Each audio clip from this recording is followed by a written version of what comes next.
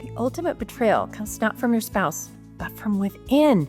It's when you betray yourself by allowing your feelings to dictate your actions when those actions work against the very thing you want most.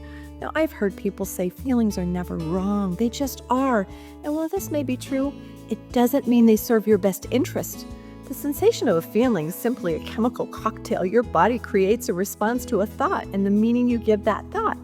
But what if the right thing to do is to make love to your spouse even when you don't feel like it?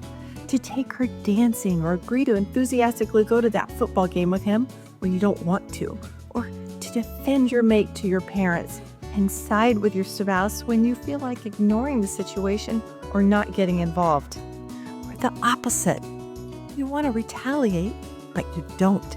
You feel like criticizing, but you choose to hold your tongue.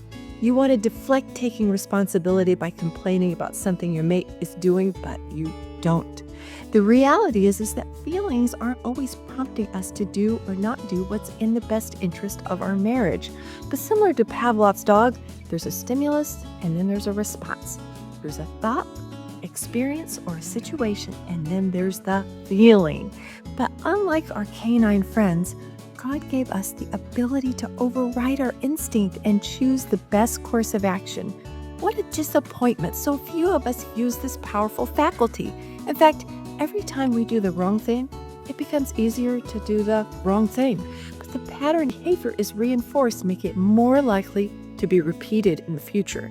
So how do you short-circuit the feelings that work against us? We first decide in advance how we're going to do it differently, and then when the moments of decision present themselves, we do what we know is right instead of what we feel like doing. With time and repetition, exercising this muscle of determination and will, doing the right thing becomes easier.